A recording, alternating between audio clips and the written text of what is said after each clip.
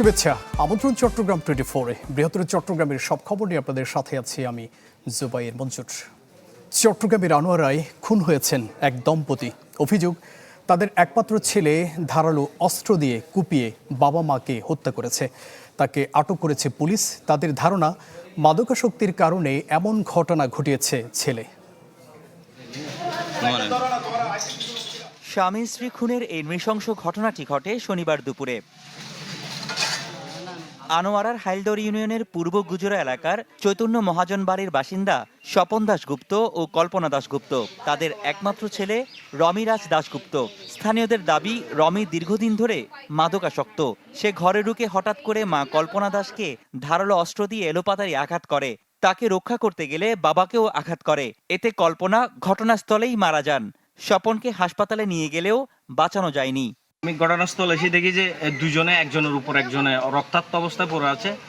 রক্তাক্ত অবস্থা পড়ে থাকার পর এখন আমি দাদাকে যখন সাইড করছি, বদির উপর থেকে যখন দাদাকে সরাই দিয়েছি, দাদার একটু চান্স আছে। দাদাকে আমি হঠাৎ চেঞ্জ একটা ফোন করে এনে চিটাং মেডিকেলে আনোয়ারা হাসপাতালে পাঠাইছি। এই পর্যন্ত 10বার র্যাব সেন্টার দিয়ে 10বার র্যাব সেন্টার দেওয়ানোর বড়দি এখন খতম বেলা থেকে হতম খারাপ থাকে। খবর পেয়ে ঘটনাস্থলে গিয়ে ছেলে রমিরাজকে আটক করে পুলিশ। নিহত দুজনের মরদেহ উদ্ধার করে পাঠায় মর্গে। ছেলে মাদকাসক্ত থাকায় এমন ঘটনা ঘটিয়েছে বলে প্রাথমিকভাবে ধারণা করছে পুলিশ।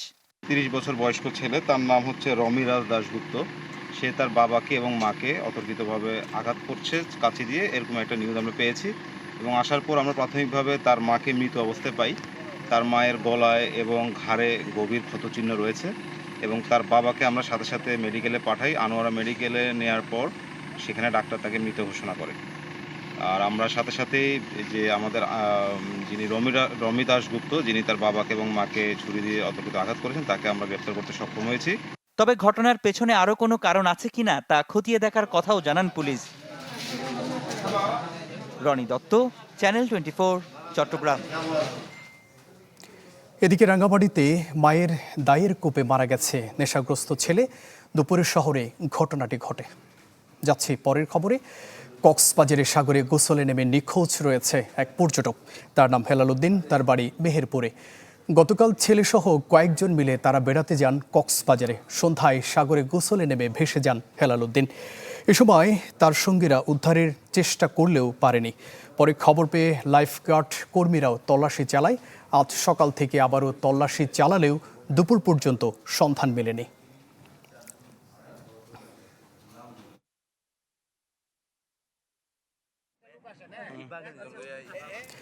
এদিকে এখনও খোঁজ মেলেনি বান্দরবানের থানচি সাঙ্গু নদীতে নৌকাডুবির ঘটনায় নিখোঁজ পর্যটক জাওদুল ইসলামের। তাকে উদ্ধারে অভিযান চালাচ্ছে ফায়ার সার্ভিসের ডুবুরি দল। কাজ করছে বিজিবিও। স্থানীয় প্রশাসন জানায় 13 সদস্যের একটি পর্যটক দল মোটরসাইকেলে ডিম পাহাড় হয়ে তিন্দু এলাকায় পৌঁছে পরে সেখান থেকে লাংলুক ঝর্ণা ভ্রমণের উদ্দেশ্যে একটি নৌকায় রওনা দেয়। রাজে পাথর এলাকায় পৌঁছালে গতকাল বিকেলে প্রবল স্রোতে নৌকাটি ডুবে যায়।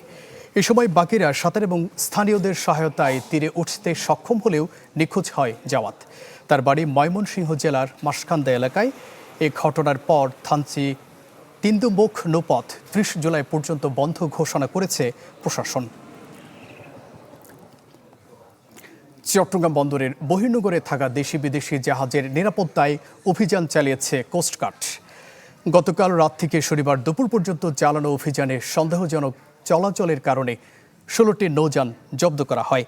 জিজ্ঞাসাবাদের জন্য আটক করা হয় 41 জনকে। পরে সংবাদ সম্মেলনে অপারেশন অফিসার লেফটেন্যান্ট মোহাম্মদ জান্নাতুল নাইম জানান, গেল 6 মাসে 3,500 টহল, 112টি অভিযান চালিয়ে 34 চোরাচালানকারীকে গ্রেফতার করা হয়। ভবিষ্যতেও বন্দরের নিরাপত্তা নিশ্চিতে অভিযান অব্যাহত রাখার কথা জানান তিনি। সম্প্রতি 3টি জাহাজ থেকে চুরির অভিযোগ উঠলেও একটি জাহাজে চুরির সত্যতা পায় কোস্টগার্ড। বাকি 2টি জাহাজ থেকে চুরির ঘটনা ঘটেনি বলেও জানানো হয় সংবাদ সম্মেলনে।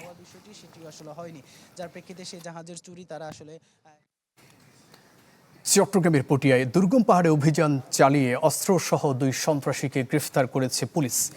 কেলি শহর ইন্নারপাড়া পাহাড়ি এলাকায় এই অভিযানে দেলোয়ার হোসেন ও মহসিন নামে 2 সন্ত্রাসীকে গ্রেফতার করা হয়। পুলিশ জানায় গ্রেফতার হওয়া সন্ত্রাসীরা বিভিন্ন অপরাধ কার্যক্রমে জড়িত।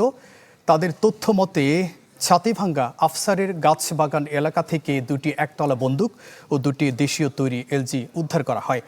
এছাড়া তাদের বসতঘর থেকে 6টি কিরিচ, 5টি রামদা সহ বেশ কিছু দেশীয় অস্ত্র উদ্ধার করা হয়। পুলিশের দাবি, বিভিন্ন সন্ত্রাসী অপরাধমূলক কাজে ব্যবহারের জন্য তারা এই অস্ত্রগুলো মজুত করে।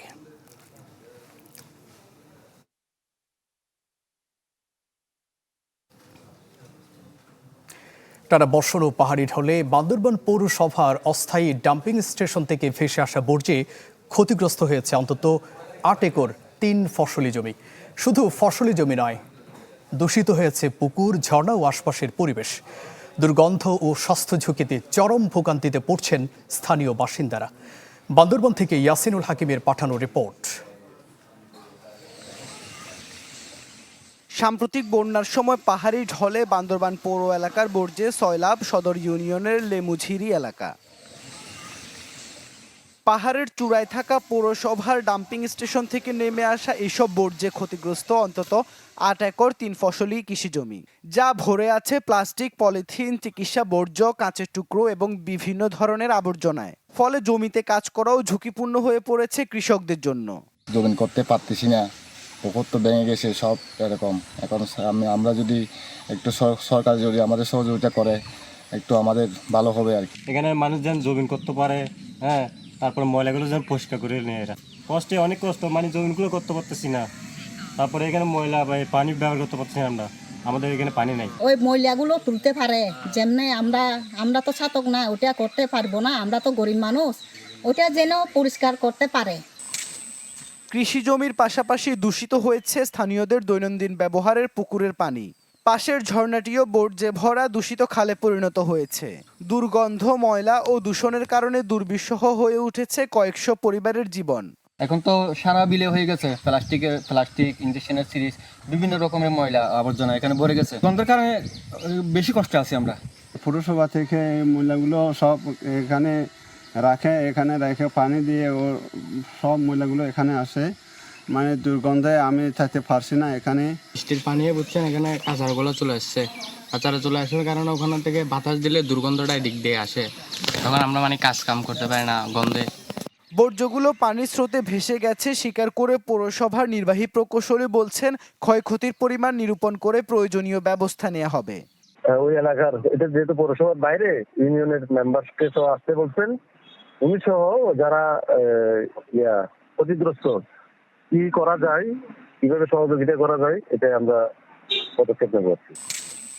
দ্রুত বর্জ্য অপসারণ, ক্ষতিগ্রস্ত কৃষকদের ক্ষতিপূরণ এবং একটি স্থায়ী ও পরিবেশ বান্ধব ডাম্পিং ব্যবস্থা গড়ে তোলার দাবি স্থানীয়দের। বলছেন, অন্যথায় প্রতি বর্ষায় একই দুর্ভোগের মুখোমুখি হতে হবে বাসিন্দাদের। Desk report, channel 24। চট্টগ্রামের সব সরকারি দপ্তরে শুরু হয়েছে পরিষ্কার পরিচ্ছন্নতা কার্যক্রম। সকালে এই কার্যক্রমের উদ্বোধন করেন city mayor doctor Sadat Hossain. পরে বের করা হয় শোভাযাত্রা। জেলা প্রশাসক জাহিদুল ইসলাম মিয়া জানান, চট্টগ্রামে 131টি সরকারি দপ্তর, আবাসিক কলোনি, অফিসার্স কোয়ার্টার সহ 3300 কার্যালয় বা ভবন রয়েছে। এই কার্যক্রমের আওতায় সবগুলো ভবনে পরিষ্কার পরিচ্ছন্নতা কর্মসূচি চালানো হবে। মূলত বর্ষার প্রজনন বিস্তার রোধে এ কার্যক্রম চালানো হচ্ছে। এ সময় মেয়র আহ্বান জানান সাধারণ মানুষকেও নিজ নিজ বাড়ি বা আঙিনা পরিষ্কার রাখার। বিভাগীয় কমিশনার ডক্টর মোহাম্মদ জিয়াউদ্দিন এ সময় উপস্থিত ছিলেন।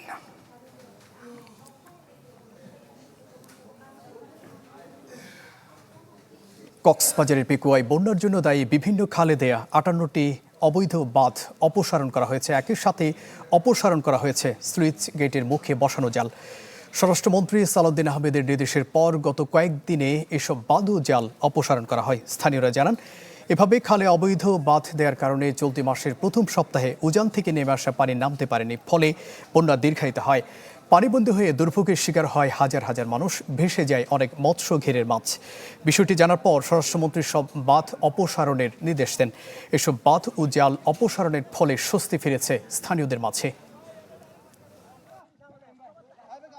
অবৈধ বাঁধ এবং অবৈধ দাহ্যা এবং অবৈধ জাল যেন মানে অপসারণ করা হয়।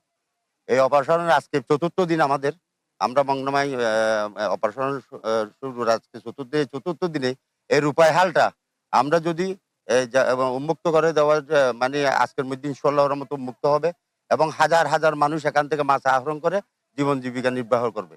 আমি মাননীয় স্বরাষ্ট্রমন্ত্রী মহোদয় এবং সরকারের কাছে আবেদন জানাই, যারা এই রূপায় হালে অবৈধ দখলদার তাদেরকে আইনের আওতায় আনা দরকার। বন্যার পর খুলে দেওয়া হয়েছে পাহাড়ের সব পর্যটন কেন্দ্র। জানবো পর্যটকদের আনাগোনার খবর। খাগড়াছড়ি থেকে বিস্তারিত জানিয়েছেন সহকর্মী নুরুজ্জাফা মানিক।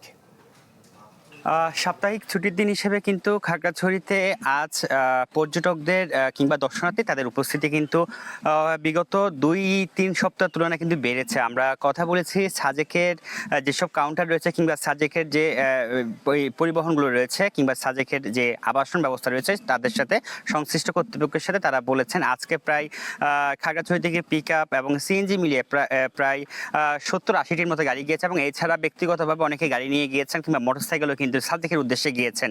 এবং সাজেকে কিন্তু আমরা দেখেছি পর্যটকদের এই যে বর্ষার যে এখন প্রাকৃতিক সৌন্দর্য, সেই প্রাকৃতিক সৌন্দর্য উপভোগের জন্য কিন্তু সাজেকে কিন্তু এখন পর্যটকরা কিন্তু ছুটে আসছেন। যেটি আমরা জুলাইয়ের শুরুর দিকে যে বৈরী আবহাওয়া ছিল, সেই বৈরী আবহাওয়ার কারণে কিন্তু পর্যটকরা এখানে কিছুটা বাধাগ্রস্ত হলেও কিন্তু এখন আবার যখন পরিস্থিতি স্বাভাবিক হতে শুরু করছে, খাগড়াছড়ির যে প্রাকৃতিক সৌন্দর্য, সেই প্রাকৃতিক সৌন্দর্য উপভোগের জন্য কিংবা সাজেকের যে সৌন্দর্য, সেই সৌন্দর্য উপভোগের জন্য পর্যটকরা আসছেন। এবং আমরা এখন আছি খাগড়াছড়ি শহরের পার্বত্য জেলা পরিষদ যে হর্টিকালচার পার্ক, সেই পার্কে আছি।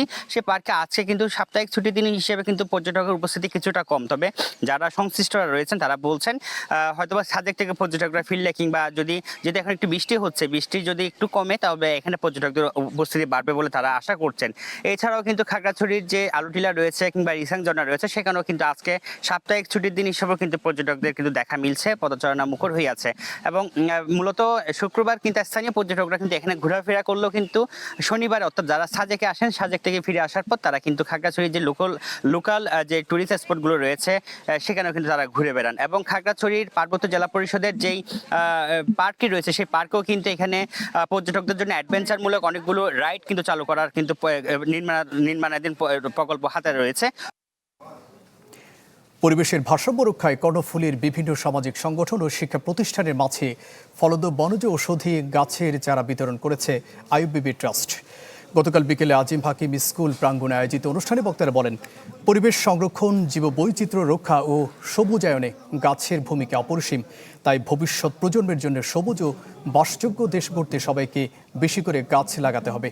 ডায়মন্ড সিমেন্ট লিমিটেডের চেয়ারম্যান আজিম আলী, আইয়ুব ট্রাস্টের পরিচালক আবদুল্লাহ আল মামুন, আবদুল্লাহ আল জুনায়েদ, আবদুল্লাহ আল মোরাদ, ডায়মন্ড সিমেন্টের জিএম আব্দুর রহিম এ সময় উপস্থিত ছিলেন। লক্ষ্মীপুর জেলা সমিতি চট্টগ্রামের নবগঠিত কমিটির শপথ অনুষ্ঠান সম্পন্ন হয়েছে। শুক্রবার সন্ধ্যায় নগরীর দামপাড়ায় সংগঠনের নিজস্ব কার্যালয়ে এর আয়োজন করা হয়। এতে সমাজ কল্যাণ অধিদপ্তরের উপপরিচালক ওমর ফারুক নতুন কমিটির সদস্যদের শপথ পাঠ করান। গেল 16 জুলাই নির্বাচনের মাধ্যমে 2026-28 সালের কার্যনির্বাহী পরিষদ গঠন করা হয়, যাতে মোহাম্মদ মোজতাবা কামাল সভাপতি এবং রফিকুল হাশমি চৌধুরী আজম মহাসচিব নির্বাচিত হন। সমাজ কল্যাণ অধিদপ্তরের কর্মকর্তা শহীদুল্লাহ অনুষ্ঠানে উপস্থিত ছিলেন। চট্টগ্রাম ও কক্সবাজারে বন্যা কবলিত পরিবারের মাঝে খাদ্য সহায়তা দিয়েছে আল জামিয়া আল ইসলামিয়া পটিয়া মাদ্রাসা। গতকাল বন্যা দুর্গত পরিবারের মাঝে এসব শুকনো খাবার বিতরণ করা হয়। চকরিয়া ও পেকো উপজেলায় 1000 পরিবার এবং চট্টগ্রামের বাঁশখালী উপজেলার 1000 পরিবার এসব খাদ্য সহায়তা গ্রহণ করে। মাদ্রাসার মুহতামিম মুফতি একরাম হোসাইন ওদুদি, নায়েবে মুহতামিম জাকারিয়া আজহারি, মুফতি জসিমউদ্দিন কাশিম এই সময় উপস্থিত ছিলেন। দর্শক, এ ছিল চট্টগ্রাম 24 এর এখনকার আয়োজন। এতক্ষণ সাথে থাকবার জন্য ধন্যবাদ সবাইকে।